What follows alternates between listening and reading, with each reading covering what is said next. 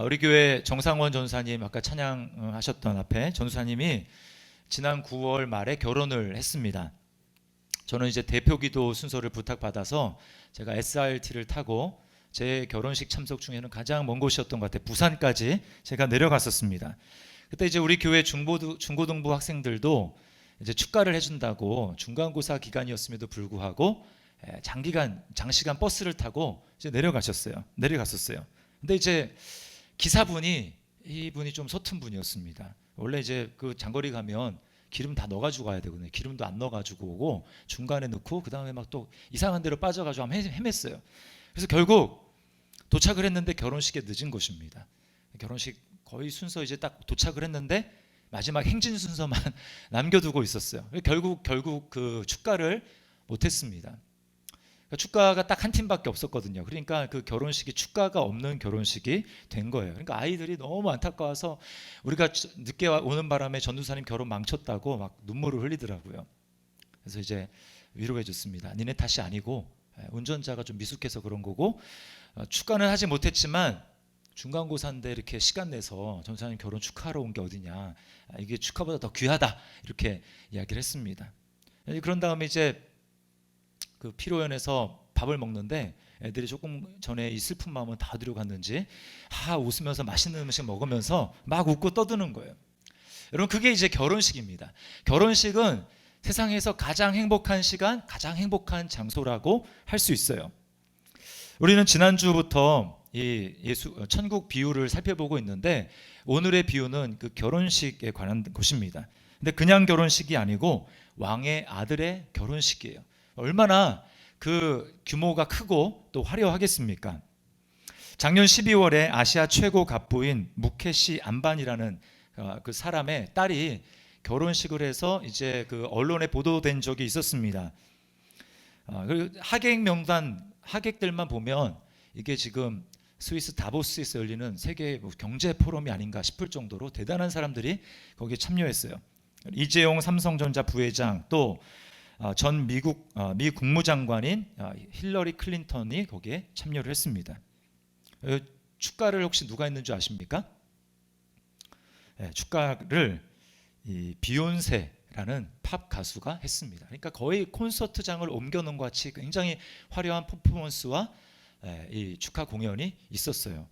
그 결혼식에 쓰인 비용만 자그마치 1,100억이라고 합니다. 별로 놀라시는 분이 안 계신데 여러분, 이 아시아 최고 갑부의 결혼식이 그 정도라면 온 우주 만물을 창조한 금도 내 것이고 은도 내 것이다라고 말씀하시는 그 하나님이 마지막 날 그 아들 예수 그리스도를 위해서 베푼 그 아들의 혼인잔치는 얼마나 화려하고 성대할까요? 우리가 이 땅에서 다른 결혼식은 때로 못 갈 수가 있지만 마지막 날에 열리는 그 천국 혼인잔치에는 한 사람도 거기 들어가지 못하는 일이 없어서는 안 될 것입니다. 우리 좌우에 보시면서 이렇게 한번 인사했으면 좋겠습니다. 천국 혼인잔치 반드시 참석합시다. 인사하겠습니다. 천국 혼인잔치 반드시 참석합시다. 네, 반드시 가셔야 됩니다.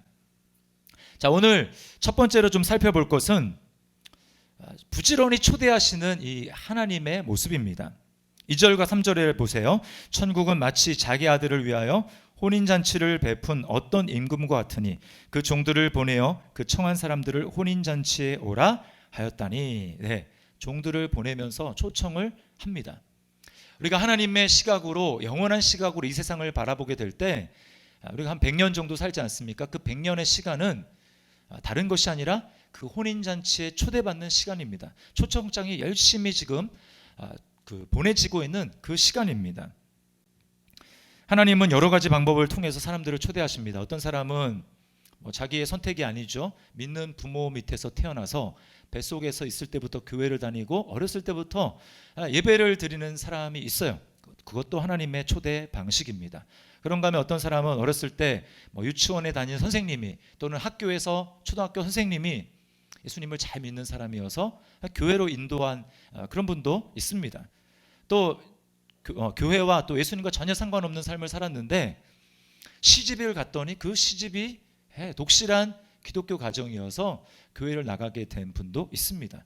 그리고 우리가 지난달에 이제 행복 축제를 했잖아요. 또 그런 방식을 통해서 초청을 받아 교회 나와서 그 기회로 계속해서 하나님을 알아가는 그런 분들도 있습니다. 어쨌든 하나님은 다양한 방식으로 우리를 초대하시는 거예요. 근데 확실한 것은 이 자리에 앉아있는 우리 모두는 한 사람도 예외 없이 다 그 하나님의 천국 혼인잔치의 초대를 받은 사람이라는 것입니다. 하나님은 여러분을 다 초대하셨어요.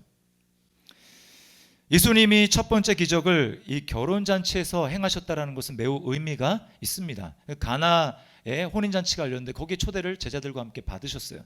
갔는데 그 주인, 연회장, 주인의 마음에 근심이 가득한 것입니다. 기쁨이 넘쳐야 될 결혼식장에 근심이 있는 거예요. 알고 보니 포도주가 떨어진 것입니다. 포도주 떨어지면 더 이상 잔치가 되지 않는 거예요. 그래서 예수님이 어떤 기적을 베푸십니까? 물로 포도주를 만드는 것이죠.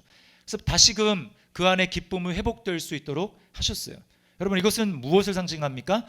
예수님이 이 땅에 오셔서 우리를 만나시면 우리 인생이 기쁨이 없고 우울한 인생이 예수님이 기쁨을 회복시켜 주시는, 즉 내 심령 가운데 하나님의 나라가, 하나님의 잔치가 임하는 그런 놀라운 인생이 된다라는 것입니다. 예수님이 바로 이것을 위해서 오셨다라는 거예요. 그러므로 예수님을 믿는 삶은 어떤 것인가? 신앙생활은 이 땅에서 천국의 그 잔치의 맛을 미리 맛보는 삶입니다. 그리고 죽으면 그 맛을 완전하게 경험하는 것이 바로 믿음 생활의 그 종착지라는 거예요. 그런 의미에서 저는 이 땅에 때때로 슬픔이 있고 어려움이 있지만, 지금도 어려움이 있지만, 그럼에도 저는 이 땅에 사는 것도 좋지만 예수님이 계시기 때문에, 그러나 그 영원한 천국 잔치에 빨리 가고 싶은, 주님이 빨리 오셔서 빨리 가고 싶은 마음이 있습니다. 요즘에 이제 새벽에 요한계시록 말씀을 묵상을 하고 있잖아요. 거기 보면 천국을 이제 어떤 곳이라고 이렇게 묘사하고 있냐면 계속 하나님께 찬양을 하고 예배하는 곳으로 묘사하고 있습니다. 제가 언젠가 이제 아이들과 이런 천국의 모습에 대해서 나눌 때 제가 천국은 예배하는 곳이다라고 하니까 아이들이 급격하게 천국에 대한 소망이 막 사라지는 것을 제가 보았습니다. 여러분 어떠십니까? 만약에 천국이 항상 예배하는 곳이다, 그래도 나는 천국에 가겠습니다. 혹시 여러분 천국이 만약에 그렇게 예배하는 곳이라면 천국 가시겠습니까? 사람은 더 많은데 일부보다 아멘이 적어요. 제가 그럴 줄 알았어요. 여러분, 이것은 천국에 대한 오해 때문에 그렇습니다. 천국이 예배만 하는 곳이라는 말은 반은 맞고 반은 틀려요. 천국의 모든 활동이 예배다라는 면에서는 맞지만 우리가 지금 이렇게 예배하는 방식으로 예배하는 것이 아니라는 면에서는, 그런 예배만 있는 것은 아니라는 면에서는 또 다른 것입니다. 천국은 서로 대화를 나누는 것도 예배고, 음악을 하거나 또 놀이를 하는 것도 다 예배입니다. 왜 그렇습니까? 죄의 핵심인 자기 중심성, 이기심이 다 사라진 것이기 때문에 우리가 서로를 존중하게 여기고 서로를 서로 사랑하며 하는 그 모든 활동들은 다 하나님을 기쁘시게 하는 예배 행위가 되는 거예요. 그래서 천국은 이렇게 예배하나 또 모든 활동들 하나 그 예배의 경계가 없어지는 것입니다. 그런 의미에서 천국은 항상 예배하는 곳이에요. 이 세상은 철학과 그 학문을 통해서 뭐라고 사람들을 현혹합니까? 천국은 죽어서 가는 그 영원한 하나님 나라, 그게 아니고 천국은 이 세상에 건설하는 유토피아다. 충분히 과학기술이 지금보다, 문명이 지금보다 발전하게 되면 이 땅에 유토피아를 건설할 수 있다라고 이야기를 합니다. 물론 물질적인 환경은 더 편리해질 수 있습니다. 또 사람들의 평균 수명이 급속도로 늘어날 수 있습니다. 그러나 그러한 것이 사람의 마음을 절대로 만족시킬 수 없어요. 왜 그렇습니까? 인간의 마음은 썩어질 것으로 절대로 채워지지 않는, 사람은 영적인 존재이기 때문에 그렇습니다. 그래서 이 땅에는 아무리 외적인 환경이 발달한다 할지라도 우리가 어떤 활동을 하거나 누구와 관계를 맺고 또 활동을 하더라도 금세 지루해지고 금세 실망하게 되는 거예요. 그것이 바로 이 땅의 삶인 것입니다. 그러므로 여러분, 아무리 환경이 좋아진다 할지라도 우리 마음에는 갈망이 없어지지 않아요. 그럼 뭘 보여주는 것입니까? 이 땅에서는 내가 원하는 갈망이 절대로 실체로 채워질 수 없구나. 그것을 우리가 가지고 있는 그 갈망이 보여주는 것입니다. 그러므로 하나님께서는 우리에게 계속해서 초청장을 보내시는 거예요. 너가 이 땅에서 갈망하는 것은 절대로 이 세상에서는 이루어질 수 없으니 너의 갈망이 완성되고 그 맛을 완전하게 누릴 수 있는 나의 천국, 나의 혼인잔치로 들어오라 라고 주님이 초청하시는 것입니다. 자, 이렇게 하나님의 거듭된 초대에도 불구하고 천국 결혼잔치에 들어가는 것을 방해하는 두 가지 문제가 있습니다. 첫 번째는 주권의 문제입니다. 주권이라는 것은 우선순위와 관련된 거예요. 자, 3절에 보면 초대를 받는데 사람들이 가기를 싫어합니다. 왜 그렇습니까? 자기들의 지금 삶이 우선이에요. 왕의 초대보다 자기 일이 더 중요합니다. 5절을 보세요. 그들이 돌아보지도 않고 한 사람은 자기 밭으로 한 사람은 자기 사업하러 가고. 예. 여기 돌아보지 않는다라고 하는 게 영어로 하면 pay no attention입니다. 예. 요즘 제가 이제 사춘기 아이들 집에서 이렇게 하다 보니까 제가 이제 입이 좀 거칠어졌어요. 그래서 좀 리얼하게 여러분에게 말씀을 드리면 이 말이 뭐냐? 예. 개무시했다라는 것입니다. 개무시. 예. 전혀 왕이 지금 말을 하는데도 그걸 완전히 무시하는 거예요. 자기 밭, 자기 사업이 우선입니다. 그 결과 어떻게 됩니까? 6절을 보세요. 그 남은 자들은 종들을 잡아 죽이고 죽이니. 여러분, 왕이 보낸 사신을 죽였다. 여러분, 이것은 있을 수가 없는 일입니다. 왜 그렇습니까? 왕의 사신은 왕과 같은 권위를 가지고 있는 거예요. 그래서 우리가 사극을 보면 뭐 이러잖아요. 딱 그 집에 도착해서 아무개는 나와서 어명을 받으시오 이렇게 얘기를 하면 어떻습니까? 사신보다 굉장히 높은 벼슬을 가졌다 할지라도 뭐 그 사람이 영의정이든 좌의정이든 상관없어요. 마치 지금 현장에서 왕을 아련하는 것처럼 왕은 없지만 나와서 무릎을 꿇고 그리고 고개를 숙이고 사신이 읽는 그 칙서를 마치 왕이 지금 앞에서 얘기하는 것처럼 들어야 하는 것입니다. 그런데 지금 왕이 보낸 사신을 모욕하고 죽였어요. 이게 무엇입니까? 나는 왕을 왕으로 인정할 수 없다. 나는 왕의 주권을 인정할 수 없다. 내가 왕이다 라고 지금 이야기하는 것입니다. 사실 이 왕의 명을 거역하고 사신을 죽인 사람들은 제일 먼저 하나님의 초청을 받은 유대인들을 상징하는 거예요. 자, 여러분 먼저 초대를 받았다면 얼마나 유리합니까? 하나님을 그만큼 더 많이 알 수 있고 율법이 그들에게 있으니까 하나님을 더 사랑하고 가까워질 수 있는, 친밀할 수 있는 기회가 그들에게 있었어요. 그러나 여러분, 왜 이들이 이렇게 무례해지고 그렇게 하나님 앞에 교만해지게 되었을까요? 그 이유는 이미 나는 다 됐다라고 생각하기 때문입니다. 할례도 받았고 율법도 있고 이미 나는 천국에 지금 안방에 들어와 있어, 아랫목에 들어와 있어, 이렇게 다 된 것으로 생각하기 때문에 그렇게 무례하게 되고 하나님의 주권을 인정하지 않게 된 것입니다. 자기 딴에는 절대로 입으로는 그렇게 얘기하지 않을 거예요. 그러나 그들의 실상은 하나님의 주권을 거부하는 것이었고 교만과 반역을 지금 일삼고 있는 것입니다. 여러분, 우리가 예수님을 믿는 사람으로서 우리는 이 경고를 정말 심각하게 들어야 합니다. 구원을 확신하고 나는 이미 천국에 흔들리지 않는 그런 지위를 가지고 있다. 구원의 확신을 갖는 것은 좋으나 우리가 유대인처럼 행동할 수 있다라는 거예요. 입으로는 예수님이 주인이고 왕이라고 하면서 실제 삶에서는 하나님이 또 하나님 나라가 내 삶의 우선순위가 아닐 수가 있습니다. 그렇다면 우리는 속고 있는 거예요. 교회는 천국의 모형이고 예배는 천국 잔치의 예행 연습입니다. 그 안에서 기쁨과 즐거움을 누리는 거예요. 그런데 교회에 관심이 없고 예배 드리는 일이 나의 삶의 우선순위가 아니다. 그저 일주일에 한 번 예배 나오는 것으로 나의 의무를 다했다라고 혹시 생각하지 않습니까? 그러면서도 나는 예수 믿으니까 천국 당연히 가겠지. 그렇게 여기면서 여전히 내 밭, 내 사업, 그것을 우선순위로 여기면서 마치 그것이 내 것이냐 살아가지 않습니까? 만약에 그렇다면 여러분은 지금 매우 위험한 그 자리 가운데 있는 것입니다. 주님이 뭐라고 말씀하셨죠? 나더러 주여 주여 하는 자마다 다 천국에 들어갈 것이 아니라 하늘에 계신 내 아버지의 뜻대로 행하는 자라야 들어가리라. 뭐예요? 구원받았다라는 것은 다른 말로 동전의 안면과 같은 것인데 다른 말로 구원받았다라는 것은 하나님의 뜻대로 순종하며 행하는 삶과 절대로 분리될 수 없다라는 것입니다. C.S. 루이스는 예수 믿는 것을 항복하는 것으로 표현했어요. 예수님께 두 손을 들고 항복하는 것으로 표현을 했습니다. 여러분, 우리가 다 경험하는 것이지만 예수 믿었다고 완전 항복이 됩니까? 처음에는 그런 것 같죠. 그러나 매일매일 내 안에서는, 입으로는 그렇게 얘기하지 않을지 모르지만 속에서는 시간은 내 것이고 돈도 내 것이고 내 자녀도 내 것이고 내 인생은 내 것이지 라고 하는 생각들이 올라오는 거예요.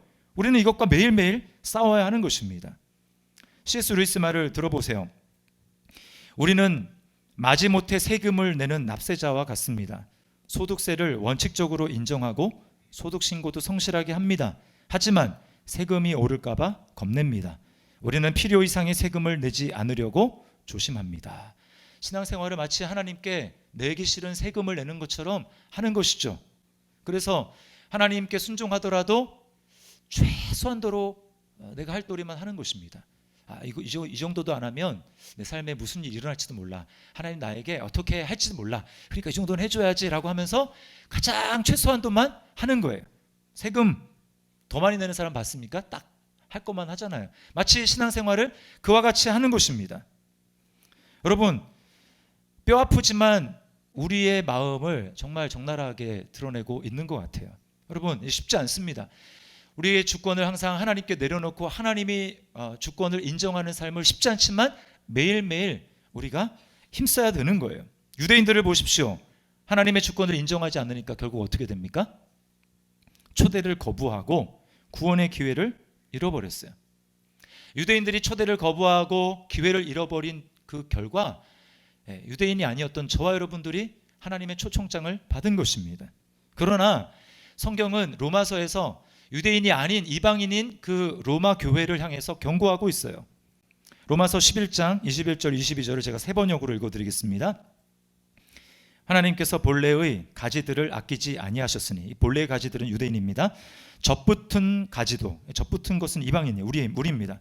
젖붙은 가지도 아끼지 않으실 것입니다. 그러므로 하나님의 인자하심과 준엄하심을 생각해 보십시오. 하나님은 넘어진 사람들에게는 준엄하십니다. 그러나 그대가 하나님의 인자하심에 머물러 있으면 하나님이 그대에게 인자하게 대하실 것입니다. 그렇지 않으면 그대도 잘릴 것입니다. 네, 하나님의 인자하심에 머물러 있으라. 이 말이 무슨 뜻입니까? 은혜를 붙드는 삶이에요. 나는 은혜 아니면 하나님 앞에 설 자격이 없고, 하나님이 나를 구원해 주신 것은 은혜니까 나의 자격은 없고 정말 너무 감사하다라고 하면서 구원을 귀히 여기고 하나님의 주권을 인정하며 겸손하게 그렇게 하나님을 섬기며 살아가는 이 모습을 요구하고 있다는 것입니다. 자, 두 번째 문제는 예복입니다. 혼인잔치의 예약 손님이었던 이 유대인들이 결국은 노쇼, 펑크를 내니까 하나님은 이방인들을 초대하십니다.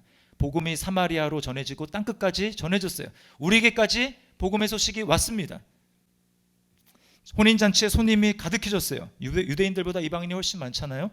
자, 그런데 왕이 들어와서 예복을 입지 않은 한 사람을 보고 이렇게 이야기를 합니다. 이르되 친구여, 어찌하여 예복을 입지 않고 여기 들어왔느냐 하니 그가 아무 말도 못하거늘. 고대 그 근동 지역에서 왕이 어떤 잔치를 열고 사람을 초대할 때는 항상 예복을 함께 보냅니다. 그러니까 이 사람이 예복을 받은 거예요. 예복을 받았음에도 입지 않고 간 것입니다. 왜 그랬을까요? 구차하게 그렇게까지 할 필요가 있을까? 내가 입은 옷도 뭐 괜찮은데 라고 생각을 한 것이죠.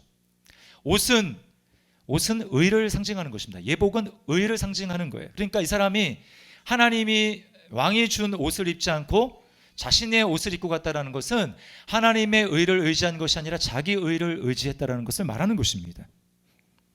여러분, 우리는 사람들의 겉모습에 굉장히 속을 때가 많이 있어요. 겉으로 볼 때 너무 반듯하고 훌륭하게 보이는 사람들이 있습니다. 그런 사람들은 예수를 믿지 않아도 천국에 좀 하나님이 좀 들여보내 주셔야 되지 않을까라고 이렇게 생각이 들 수 있어요. 예를 들어서 무슬림을 제가 예를 들어 보겠습니다. 그 무슬림들은 어디를 가든지 해외를 가든 어디를 가든지 성진 메카를 향해서 하루에 5번씩 절하며 기도합니다. 그렇죠? 그리고 굉장한 금욕을 실천합니다. 술을 멀리하고 뭐 무슨 마약 뭐 이런 것 입에도 대지도 않고, 그리고 선행을 일삼죠. 그러나 한 커플만 들치고 들어가면 그 사람들 속에서는 육체의 그 정욕이 들끓고 있다라는 것을 알게 됩니다. 여러분, 그 유대인이 아니고 그 무슬림들이 히잡을 쓰잖아요. 히잡이 어떻게 생겼는지 아세요? 원래부터 히잡을 쓴 게 아니었어요. 모로코 여성학자인 파티마 메미시에 따르면 이 히잡이 유래는 그 전쟁포로 여성들과 무슬림 여성들을 구분하기 위해서 무슬림 여성들이 썼다고 하는 거예요. 왜 구분했을까요? 전쟁포로 된 여성들은 마음껏 강간해도 좋다라고 하는 그 뜻이에요. 그래서 피아를 식별하기 위해서 히잡을 썼다라는 것입니다. 여러분, 이게 얼마나 모순입니까? 저는 무슬림을 비하하려는 말씀을 드리는 게 아닙니다. 사람의 겉과 속이 다르다는 것이고 우리 마음속에는 선한 것이 존재하지 않는다라는 것을 여러분에게 말씀을 드리는 거예요. 아무리 돌을 닦는다 할지라도, 선행을 쌓는다 할지라도 우리가 가진 의를 가지고는 하나님이 초청하시는 그 천국의 혼인잔치에 들어갈 수 없다는 것입니다. 제가 지난주 수요 성령 집회 때도 잠깐 말씀을 드렸는데, 그 박효진 장로님이라고 여러분 뭐 들어보신 분들 많이 있을 거예요. 이분이 뭐 청송교도소나 또 이제 서울구치소에서 오랫동안 교도관 일을 하셨습니다. 이제 예수님을 믿는 분이고, 또 이제 97년 이전까지는 사형 제도가 우리나라에 있었잖아요. 사형 집행이 실제로 됐었거든요. 그러니까 이분이 그 사형 집행을 굉장히 많이 봤어요. 이분이 하는 얘기가 뭐냐면, 평상시에는 잘 구분이 안 되는데, 뭐 구분이 조금 되긴 하겠죠. 예수 믿는 사람과 예수 믿지 않는 사람이 정말 극명하게 딱 완전히 반으로 갈라지듯이 갈라지는 그 반응이 뭐냐? 사형 집행할 때라는 것입니다. 이제 굉장히 인상적인 그 사형 집행 이제 당하는 사형수가 있었는데, 별명이 도사예요, 도사. 이 불경을 외우고 참선을 굉장히 많이 한 사람이었다고 합니다. 화를 낸 것을 주변 사람들이 본 적이 없어요. 근데 사형 집행 당일날 이제 교도관들이 이제 양쪽에 팔짱을 끼고 움직이지 못하도록 해서 이제 끌고 갑니다. 근데 이제 그렇게 도사라는 별명을 들을 정도로 돌을 많이 닦은 분인데 죽음을 향해 자기 발로 뚜벅뚜벅 걸어가지 못하는 거예요. 질질 끌려갑니다. 그리고 그 밧줄을 딱 보는 순간 완전히 그냥 정신이 나가버린 거예요. 오줌을 싸고 땅바닥에 주저앉고, 우여곡절 끝에 이제 의자에 앉히고 목에 밧줄을 걸었습니다. 그렇자 마치 연이 끈 떨어진 연과 같이 완전히 정신이 오락가락하는 거예요. 묻는 말에 제대로 답변도 못하고, 그리고 급기야는 이제 독설이 입에서 나오기 시작합니다. 내 죽여놓고 잘 사나 한 보자. 내 죽여놓고 잘 사나 한 보자. 그리고 욕이 막 계속해서 나옵니다. 개 XX, 나쁜 XX, 계속 욕설이 나오는 거예요. 교도소장이 아무리 진정시키려고 했지만 진정이 되지 않는 것입니다. 그래서 절차 다 생략하고 그냥 곧바로 형을 집행했다고 합니다. 여러분, 뭘 보여주는 것입니까? 인간이 가진 의의 옷이 아무리 겉으로 보기에 대단해도 그것을 가지고 하나님 앞에 설 수가 없다는 거예요. 예수님이 뭐라고 말씀합니까? 너희의 의가 서기관과 바리새인보다 낫지 않으면 결단코 천국에 들어가지 못하리라. 그 말은 바리새인들보다 조금 나아야 된다 이런 말이 아니고 완전해야 된다라는 것입니다. 그러므로 사람끼리 비교하는 게 의미가 없어요. 내가 그래도 저 사람보다는 욕을 안 하는데요. 내가 저 사람보다는 좀 봉사활동을 많이 했는데요. 이런 사람끼리의 비교가 아무런 의미가 없다라는 거예요. 어떤 사람은 이 세상을 살면서 별로 이렇게 선행을 한 일이 없어서 그 공덕의 높이가 뒷산 뒤에 있는 야산 정도의 높이밖에 안 되는 사람이 있습니다. 또 어떤 사람은 굉장히 봉사를 많이 해서 공덕의 높이가 한 백두산 정도, 대단한 것이죠. 되는 사람이 있어요. 그런가 하면 어떤 사람은 거의 성인 수준에 도달해서 그 공덕의 높이가 에베레스트 산 정도에 이르는 사람도 있습니다. 땅에서 보면 대단하죠. 와, 어떻게 저런 사람이 있을 수 있을까? 저 사람이야말로 천국에 들어가야지. 그러나 여러분, 반대로 우주에서 보면 어떨까요? 우주에서 보면 여러분, 에베레스트 산이나 뒷산이나 똑같습니다. 산이 아니라 그냥 점으로 보여요. 점으로. 그것이 바로 하나님이 인간의 의를 바라보는 방식이라는 거예요. 다 똑같습니다. 그래서 이사야 64장 6절 말씀에 이렇게 말씀합니다. 우리 같이 한번 한 목소리를 읽겠습니다. 시작. 모두 우리는 다 부정한 자 같아서 우리의 의는 더러운 옷 같으며 우리는 다 잎사귀같이 시들므로 우리의 죄악이 바람같이 우리를 몰아가나이다. 여러분, 그렇다면 우리는 어떻게 천국 혼인잔치에 들어갈 수 있을까요? 우리가 입어야 될 옷은 무엇일까요? 여기서 여러분, 우리가 꼭 잊지 말아야 될 한 가지 사실은 바로 사람들을 초대하는 왕의 마음입니다. 이 비유를 그냥 겉으로만 읽으면 왕이 무서운 왕으로 생각이 돼요. 폭군처럼 여겨집니다. 아니, 이제 아무리 좀 거절했다고 해도, 아무리 왕이 절대 왕권을 가지고 있다고 해도 어떻게 동네를 그냥 완전히 박살내고 불을 지르고 그렇게 할 수가 있나? 또 의복 좀 안 입었다고 해서 어떻게 묶어가지고 그냥 밖으로 내칠 수가 있나? 이거 지옥을 상징하는 거거든요. 너무한 것 아닌가? 여러분, 그러나 자세히 보십시오. 이 왕의 안타까움, 어떻게든 한 사람이라도 그 혼인잔치에 들여보내려고 하는 그 왕의 안타까운 마음이 있어요. 오늘 성경에 보면 종을 딱 2번 보낸 것으로 나오지만 여러분, 2번 보낸 게 아닙니다. 성경 전체를 보십시오. 하나님은 자기를 안다고 하고 예배한다고 하는 그 이스라엘 백성들, 그들이 우상을 섬기고 하나님께 등을 돌리고 있었을 때 그들에게 끊임없이 선지자들을 보냈습니다. 그러나 어떻게 합니까? 가두고 매로 때리고 그리고 도로 치고 쳐서 죽이고 칼로 죽이고 계속해서 죽이는 것입니다. 여러분, 한 번이라도 그 왕권에 도전하면 죽여도 아무 말 할 수 없는 거예요. 이미 다 절단나고 끝날 수 있습니다. 그러나 어떻게 합니까? 결국 하나님은 자기 아들을 보내시는 거예요. 여러분, 제정신이 아닙니다. 자기 아들이 누굽니까? 이 혼인잔치의 주인공이에요. 신랑입니다. 그 아들을 보내는 거예요. 네가 가라. 왕이 정신이 나가지 않고서야, 미치지 않고서야 할 수 없는 일입니다. 네, 그렇습니다. 여러분, 하나님은 미치셨어요. 사랑에 미쳤습니다. 저와 여러분을 하나님의 그 혼인잔치에 참여시키기 위해서 아들을 보낸 거예요. 그것이 바로 하나님의 사랑입니다. 요한복음 3장 16절 말씀, 우리가 다 아는 말씀인데 한번 같이 읽겠습니다. 시작. 하나님이 세상을 이처럼 사랑하사 독생자를 주셨으니 이는 그를 믿는 자마다 멸망하지 않고 영생을 얻게 하려 하심이라. 아멘. 혹시 이 가운데 요즘 들어서 하나님의 사랑을 의심하고 있는 분이 있습니까? 재정적으로 너무나 쪼달리기 때문에, 또는 건강이 예전만 하지 못해서, 내가 원치 않는 질병을 가짐으로 인해서, 또 내가 추구하고 있는 방향으로 일이 풀리지 않고 지금 뭔가 계속 일이 꼬임으로 인해서 하나님이 나를 더 이상 사랑하지 않아 라고 생각하는 분이 있습니까? 여러분, 그것은 잘못된 것입니다. 마귀가 여러분과 하나님 사이를 갈라놓기 위해서 거짓말을 하는 거예요. 아무리 절친 사이라 할지라도 여러분, 친구에게 자녀를 내어줄 그런 부모가 있습니까? 아무도 없어요. 그러나 절친도 아닌 하나님께 반역하고 하나님과 원수된 저와 여러분을 위해서 하나님은 아들을 보냅니다. 아들을 보냈어요. 죽을 거 알면서 보냈습니다. 왜요?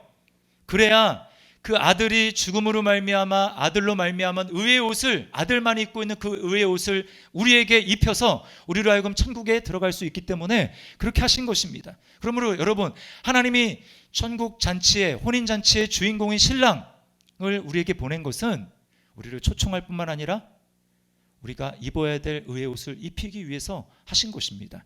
천국에 들어갈 수 있는 유일한 자격, 유일한 예복, 하나님이 인정하시는 예복을 입고 있는 유일한 분은 바로 그 아들밖에 없는 거예요. 독생자 아들밖에 없습니다.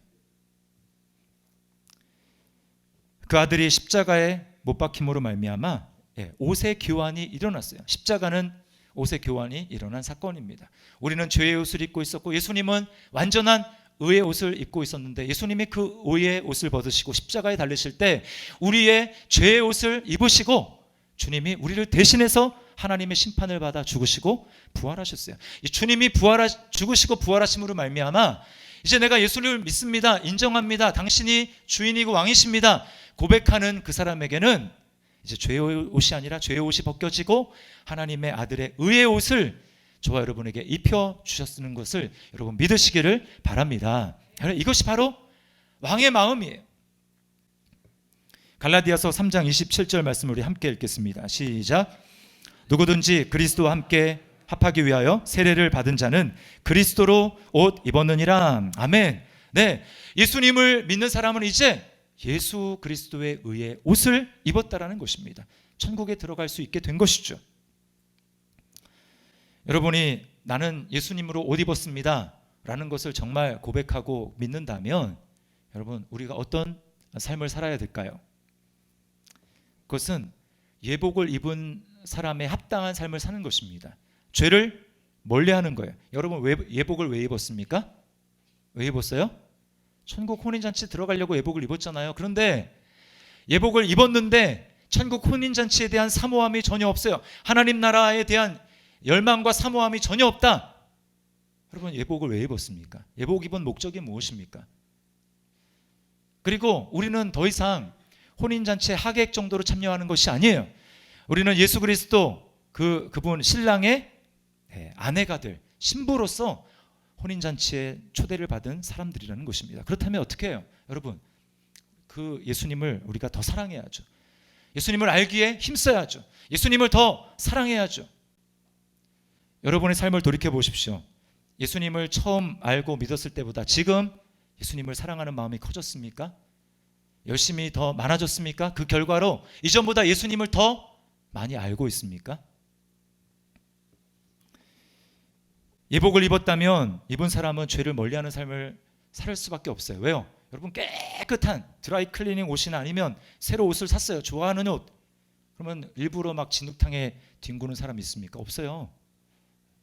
때 묻지 않도록 최대한 애쓰는 삶입니다. 그게 깨끗한 옷을 입은 사람의 본능이에요. 내가 예수 그리스도의 의의 옷을 입었다면 죄를 멀리하는 삶을 살아야 하는 것입니다. 그게 예복을 입은 사람의 합당한 모습이라는 거예요. 하나님은 끊임없이 지금도 저와 여러분을 천국의 혼인잔치로 부르십니다. 사랑으로 초대하는 음성을 여러분 거부하지 마시기 바랍니다. 오늘 마지막에 뭐라고 얘기합니까? 청함을 받은 자는 많되 택함을 입은 자는 적으니라. 하나님은 다 초대하십니다. 그러나 중요한 건 무엇입니까? 들어가는 거예요. 택함을 받는 것입니다. 사랑으로 우리를 초대하시는 그 왕의 음성을 듣고 자기 아들을 우리를 위해서 의의 옷을 입히시기 위해서 초대하시기 위해서 희생할 정도로 우리를 사랑하시는 그 사랑의 손길을 거부하지 말고 여러분 모두 다 의의 옷을 입기를 바랍니다. 그리고 의의 옷을 입은 사람으로서 매일매일 이제 나의 주권은 당신에게 있습니다. 하나님을 왕으로 참으로 왕으로 그리고 나의 주인으로 인정하면서 매일매일 그 천국 잔치를 사모하는 삶을 살아가야 할 것입니다. 그런 저와 여러분의 삶이 될 수 있기를 주님의 이름으로 축원합니다. 우리 말씀을 기억하면서 이 시간 찬양하겠습니다. 내가 주인 삼은 모든 것 내려놓고 내 주 되신 주 앞에 나가 내가 사랑했던 모든 것 내려놓고 주님만 사랑해. 우리에게 천국의 잔치를 열어놓으시고 초대하시는 끊임없이 초대하시는 하나님 예복을 주시는 그 주님 바라보면서 우리 찬양 하나님 앞에 고백하며 나가기를 원합니다.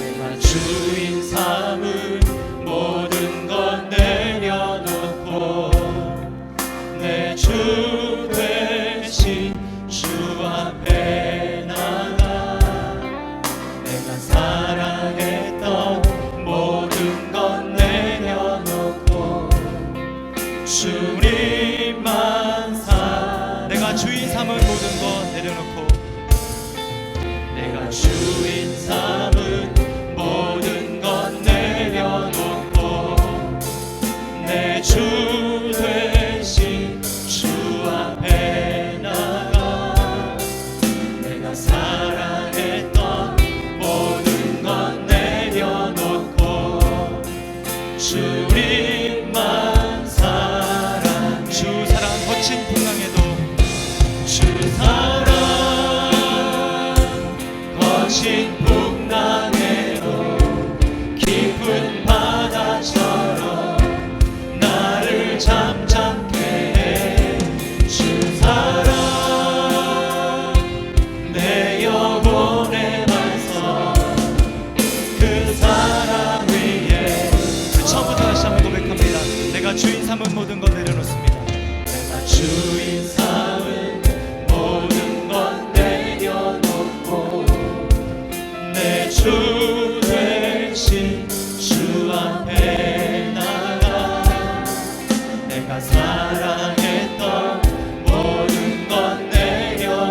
주님만 사랑합니다. 주님만 사랑 주 사랑 거칠 풍랑에도 주 사랑 거친 풍랑에도 깊은 바다처럼 나를 잠잠케 해. 주 사랑 내 영혼의 반석 그 사랑 이전보다 더 주님 사랑하기를 원합니다. 주 사랑 주 사랑 거친 풍랑에도 깊은 바다처럼 나를 잠잠케 해. 주 사랑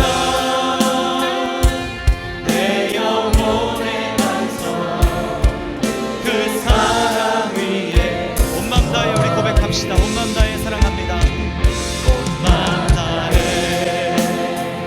사랑합니다. 온 맘 다해 주 알기 원하네. 모든 삶 당신 것이니 주만 섬기리. 다시 한번 온 맘 다해 사랑합니다. 맘 다해 사랑합니다. 온 맘 다해 주 알기 원하네. 내 모든 삶 당신 것이니 주만